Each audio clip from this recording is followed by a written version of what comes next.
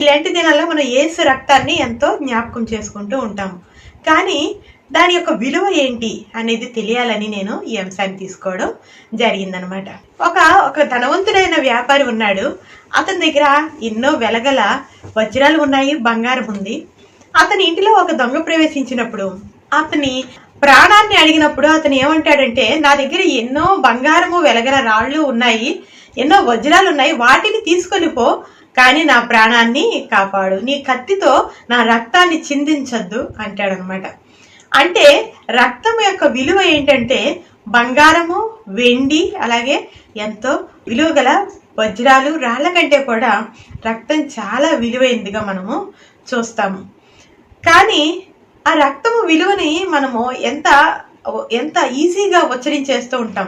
ఏసు రక్తమే చేయమంటాము, కానీ ఆ రక్తాన్ని యొక్క ఆ పవర్ ఉంటుంది చూడండి, శక్తిని మనం ఆశ్రయించకుండా కేవలం పెదాలతో ఉచ్చరించినట్లుగా కనిపిస్తూ ఉంటాం అనమాట. అందుకనే మీకు ఒక అంశం చెప్పాలని అనుకుంటున్నాను. అదేంటంటే మనం ఆదికాండంలో చూస్తాం అనమాట. అది ఏంటంటే ఆదికాండం అంతా కూడా పాప క్షమాపణకి బలులు ఇచ్చినట్టుగా చూస్తాము.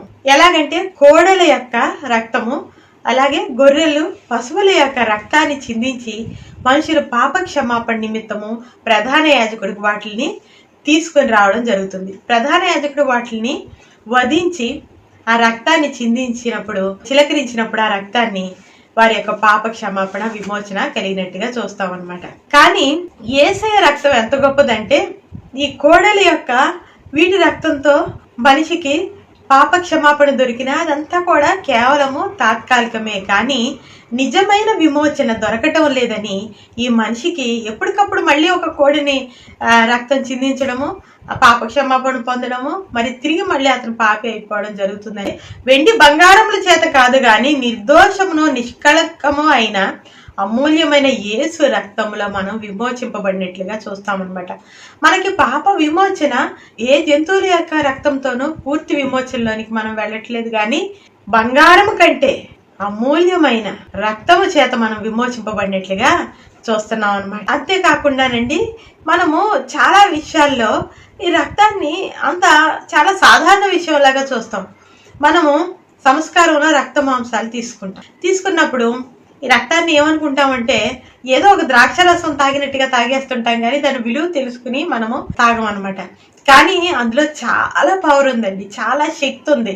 ఎలాగంటే నువ్వు నమ్మకుండా తీసుకుంటే అది నీకు మామూలు విషయమే, కానీ నువ్వు నమ్మి గనక ఈ రక్తంతో నేను శుద్ధీకరించబడతానని నమ్మితే, మొదటి అంశంగా చెప్తున్నాను, మన పాపాలన్నీ క్షమించబడతాయండి.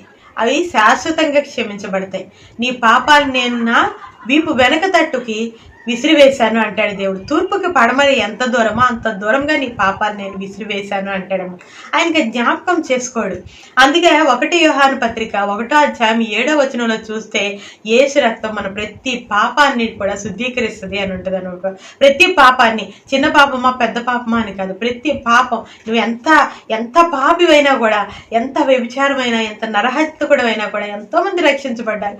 నరహంతకులు రక్షించబడి సువార్త సేవ చేసుకుంటున్నారు.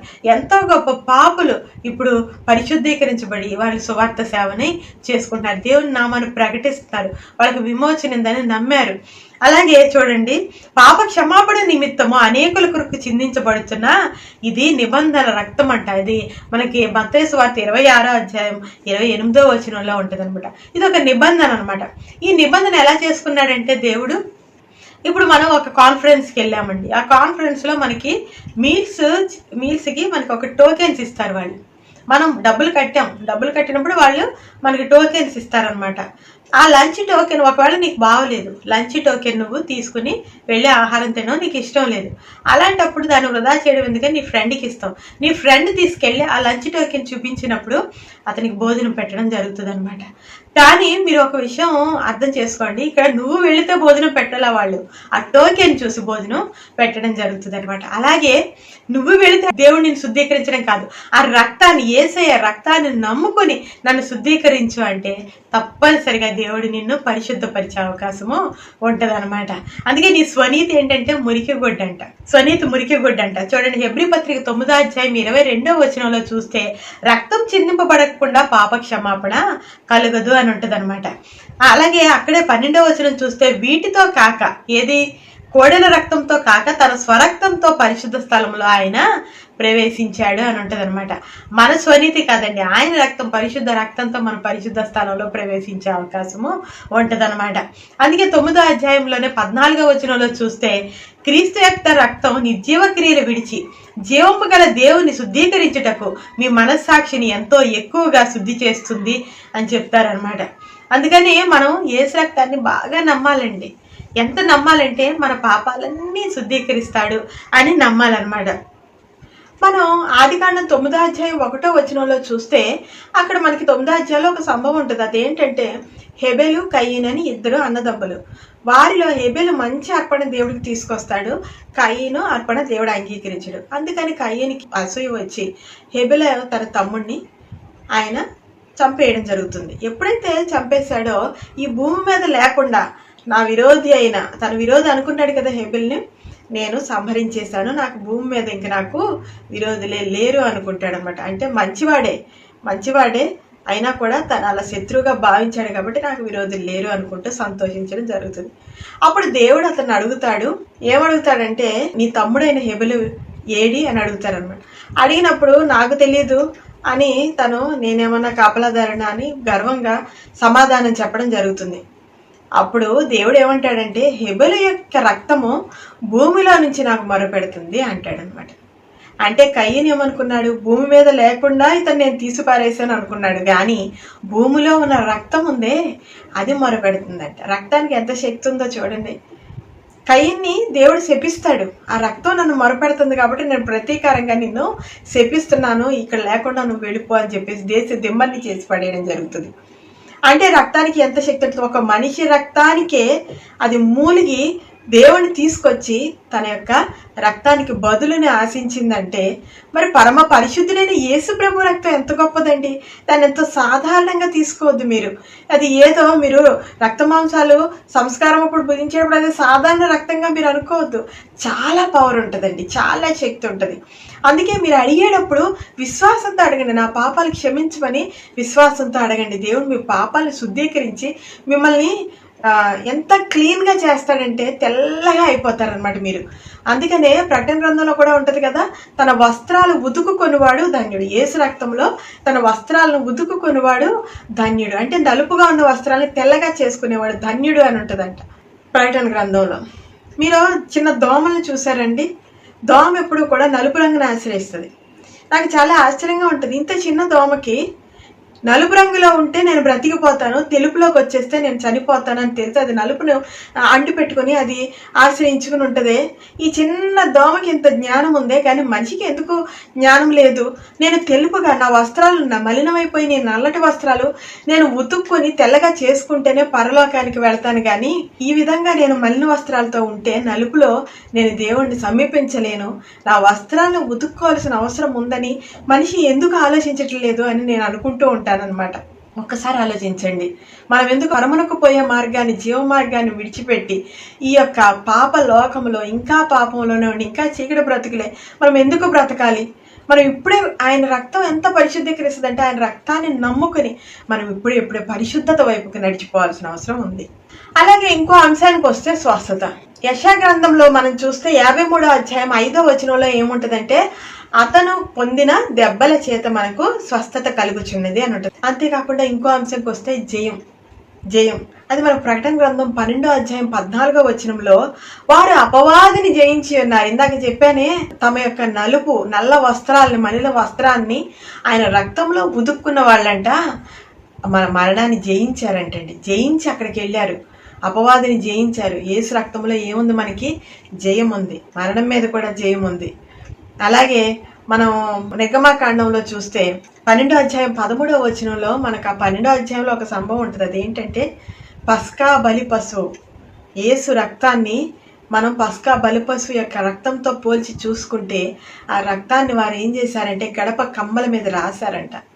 రాసుకున్నప్పుడు ఏమైందంటే మరణ దూత వారిని సమీపించలేదంట. అందుకని మనకి ఏంటంటే మరణము మీద జయం వస్తుంది. ఆయన రక్తాన్ని మన యొక్క హృదయ క్షేత్రాల్లో మనం రాసుకుంటే ఏ అపాయము నీ గుడారము సమీపించదు. అందుకే మనకు అక్కడే చూస్తే ఏముంటుందంటే నిర్గమాకాండం 12వ అధ్యాయం 13వ వచనంలో చూస్తే, నేను ఐగుప్తు దేశమును పాడు చేయుచుండగా మిమ్మల్ని సంహరించుటకు తెగులు మీ మీదకి రాదు, ఏ మరణదూత నిన్ను సమీపించదు. ఏ తెగులు, ఇప్పుడు కరోనా అనే తెగులు, వీటి నుంచి మనం బయటపడ్డాం. సజీవుల లెక్కలో దేవుడు మనల్ని ఉంచాడు. ఏ తెగులు మన గుడారాన్ని సమీపించదు, ఏ అపాయం మన దగ్గరికి రాదు. యెహోషువ గ్రంథం 2వ అధ్యాయంలో మనం రాహాబ్ అనే స్త్రీని చూస్తాం అనమాట. ఆమె వేశ్య, ఆమె చనిపోవడానికి ఆమె అర్హురాలే. కానీ ఎప్పుడైతే నమ్మిందో, దేవుణ్ణి నమ్మి, ఆమె కూడా రక్తానికి సాదృశ్యంగా ఆమె ఒక ఎర్ర తొగరుని ఆమె గృహానికి ఆ యొక్క ద్వారబంధం నుంచి, ఆ కిటికీ కమ్మల నుంచి వేలాడేస్తుంది అనమాట, ఎర్ర తొగరిని. అది రక్తానికి సాదృశ్యం. దేవుని యొక్క ఈ పరిశుద్ధ రక్తానికి సాదృశ్యమైన ఎర్ర తొగరిని చూసినప్పుడు యెహోషువ ఆజ్ఞాపించినట్లు ఏ సైనికుడు కూడా వెళ్ళి ఆ యొక్క గృహాన్ని పాడు చేయడు, ఏ నాశనం చేయడు. అందులో తన యొక్క ఇంటి వారందరినీ అట్టు పెట్టుకుని వాళ్ళందరి ప్రాణాన్ని ఆమె కాపాడుకుంటుంది. ఆ తర్వాత కాలంలో ఆమె ఆశీర్వదించబడిన గృహాన్ని నిర్మించుకోవడం జరుగుతుంది అనమాట. అలాగా దేవుని యొక్క రక్తం అండి సకల ఆశీర్వాదాలే ఇస్తుంది. మనల్ని, మన కుటుంబస్తులందరినీ రక్షిస్తుంది. ఆయన రక్తాన్ని మన యొక్క హృదయానికి రాసుకోవాలి, మన యొక్క తలంపులకి రాసుకోవాలి. మన యొక్క ఈ తల ఉంది చూసారండి, ఇక్కడికి రాసుకోవాలి మనం. అంటే ఏంటంటే అపవాది వచ్చినప్పుడు ఇక్కడ మనం వేసుకున్న ఆ రక్తపు ముద్రను చూసి పారిపోవాలన్నమాట. అపవాది నీ గృహాన్ని సమీపించకూడదు. ఎందుకంటే నువ్వు నమ్మావు. ఈ రక్తపు కంచె, మన పిల్లల చుట్టూ రక్తపు కంచెని ఉంచుకోవాలండి. ప్రార్థనలో మన రక్తపు కంచెని కట్టాలి. ఈ రక్తపు కంచెని చూస్తే భయపడి సాతాను పారిపోతాడు. మీ పిల్లల జోలికి రాడు, మీ ఏ ఆశీర్వాదాన్ని దొంగిలించడానికి వాడు రాడనమాట. రక్తం అంత పవర్ఫుల్, అంత శక్తివంతమైంది. అలాగే జకర్యా గ్రంథం 3వ అధ్యాయంలో చూస్తే మనం యెహోషువ అనే యాజకుడిని చూస్తాం. యెహోషువ అంటే యాజకుడు అంట, ప్రధాన యాజకుడు అంట. కానీ అతనికి కూడా మలిన వస్త్రాలు ఉన్నాయంట. ఆ మలిన వస్త్రాలని చూచి అతను గురించి వాదించడానికి, ఇతను నా యొక్క సొత్తు, ఇతను నేను తీసుకెళ్తాను అని చెప్పేసి వాదించడానికి సైతాను వస్తాడనమాట. వచ్చినప్పుడు అక్కడ మనం చక్కగా చూస్తాం ఏముంటదంటే 3వ అధ్యాయంలో ప్రధాన యాజకుడైన యెహోషువ మలిన వస్త్రాలతో నిలబడినట్లుగా చూసినప్పుడు అప్పుడు దూత అంటాడు సాతానుతో, దేవుడు నిన్ను గద్దించునుగాక అంటాడనమాట. సాతాన్ని గద్దిస్తాడంట. మనం ఎవరిని గద్దిస్తామండి? ఎవరిని మనం పారిపోయేటట్టు చేస్తాం? మనం ఒక కుక్కల్ని పారిపోయేటట్టుగా చేస్తాం అనమాట. అలాగా దేవుడు ఏం చేస్తాడంటే సాతాన్ని గద్దించి నీ మీదకి ఏ విధమైన ఆపద రాకుండా, నువ్వు పాపం చేసి ఉండొచ్చు, సైతాన్ని వాదించవచ్చు, ఇతడు నా సొత్తు, ఇతడు నా ప్రాపర్టీ అంటాడనమాట. కానీ అక్కడ దేవదూత చెప్తున్నాడు, దేవుడు నిన్ను గద్దించునుగాక అంటాడు సైతాన్. అప్పుడు దేవుడు గద్దించినప్పుడు, సాతాను పారిపోయినప్పుడు ఆ యెహోషువ అనే యాజకుడిని దేవుని యొక్క జనంగా చేయడం జరుగుతుంది అనమాట. అలాగే నువ్వు కూడా ఎంత పాపం చేసినా, ఎంత కూరుకుపోయి ఉన్నా, కొంతమంది అయితే చాలా డిప్రెషన్లో కూరుకుపోయి ఉంటారు, చాలా చీకటి బంధించబడి ఉంటుంది. నీ చీకటిని పారద్రోలి, చీకటిని గద్దించి, సాతాన్ని గద్దించి నిన్ను రక్షించేవాడు పరమ దేవుని యొక్క రక్తం. యేసు రక్తమే జయం అంటాం కదా, జయం ఉంది. యేసు రక్తంలో స్వస్థత ఉంది. యేసు రక్తంలో పాపం నుంచి పరిహారం ఉంది, నీకు పరిశుద్ధత ఉంది. యేసు రక్తంలో మరణ భయం నుంచి విడుదల ఉంది. యేసు రక్తంలో ప్రతి తెగులు నుంచి విమోచన ఉంది. అలాగే యేసు రక్తంలో మనకి ఏ అపాయము రాదు. యెహోషువ గ్రంథంలో చెప్పబడినట్లు ఏ అపాయము నీ గుడారము సమీపించకుండా ఆయన రక్తం మనల్ని కాచి కాపాడి రక్షిస్తుంది. ఈ వాక్యాన్ని కనుక మీరు విశ్వసిస్తే దయచేసి నేను ఇప్పుడు చేసే ప్రార్థనలో ఏకీభవించండి.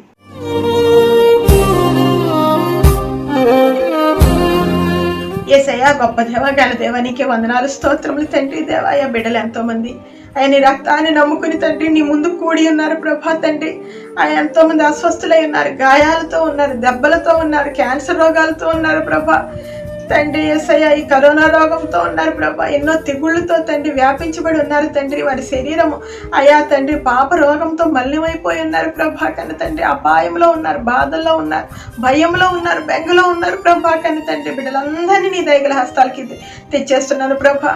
ఆయన రక్తం యొక్క అయా తండ్రి ఆ ప్రొటెక్షన్ కిందకి అయా అందరి రక్తపు కంచె లోపలికి అందరినీ తీసుకొచ్చేస్తున్నాను ప్రభా. కానీ తండ్రి ఇప్పుడే అందరినీ తాకండి, అందరినీ దర్శించండి ప్రభా. తండ్రి వారి గృహాల్లో అయా తండ్రి ఏమున్నా కూడా, ఏ బాధ ఉన్నా నాకైతే తెలియదు, కానీ ప్రతి బాధని తీసివేయండి, ప్రతి కీడు నుంచి అయా తండ్రి వారికి విమోచన దయచేయండి. ప్రతి అపాయము, ఏ అపాయము నీ గుడారము సమీపించదనే వాగ్దానము, వారికి యేసు ప్రభు రక్తంలో జయముందనే వాగ్దానము అయా తండ్రి అన్ని స్వతంత్రించుకోవాలి బిడ్డలు ప్రభా. తండ్రి ఏ అపాయానికి గురి కాకూడదు ప్రభా. ఇప్పుడే తండ్రి సాతాన్ని గద్దించి తోలివేయండి తండ్రి. ఆ గృహాల చుట్టూ నీ కంచి కాపుతలేయండి, నీ రక్తపు కంచినేయండి అయా. సాతాన్ని చిన్న బిడ్డల్ని తండ్రి వారి ప్రవర్తనని, అలాగే వారి పిల్లల ప్రవర్తనని దొంగిలిస్తుంటే అయా యవనస్తుల యొక్క ప్రవర్తనని తండ్రి దేవ శాసిస్తుంటే ఇప్పుడే నీ రక్తాన్ని తండ్రి దేవ బిడ్డల మీద ప్రోక్షిస్తున్నాను ప్రభా. తండ్రి అయా ఇప్పుడే తండ్రి సాతాను వెళ్ళిపోవాలి, సాతాను దూతలు వెళ్ళిపోవాలి, వారి గృహాన్ని విడిచి వెళ్ళిపోవాలి తండ్రి.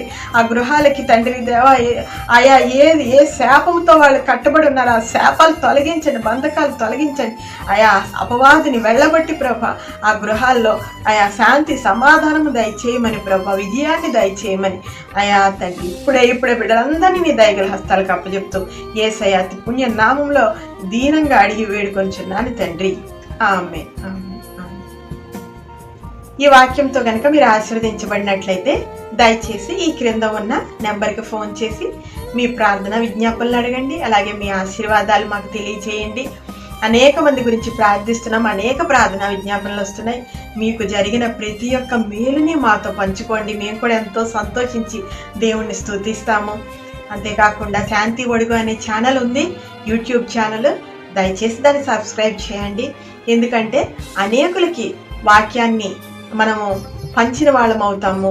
ఎప్పుడైతే మీరు సబ్స్క్రిప్షన్స్ చేస్తారో అదంతా ఫ్రీ అండి, దాని ఊరికి ఒక బటన్ నొక్కితే సరిపోతుంది. మీరు చేసే సబ్స్క్రిప్షన్స్ వల్ల అనేకులకి ఇంటర్నెట్లో ఈ వాక్యం ప్రచురించబడుతుంది. అంతేకాకుండా ఇప్పుడు రాబోయే ఆరాధన కీర్తన నా కూతురు శృతి పాడి ఉండగా దయచేసి దాంట్లో కూడా ఏకీభవించి దేవుణ్ణి గణపరచండి. అంతేకాకుండా మరి ఒక్కసారి మిమ్మల్ని ఇదే ఛానల్లో ఇదే సమయంలో మిమ్మల్ని చూసే పర్యంతము కూడా దేవుని యొక్క మహాకృప మీ అందరి కుటుంబాలకి కంచి కాపుదలేసి రక్షించి కరుణించి కాపాడి దీవించునుగాక. ఆమేన్.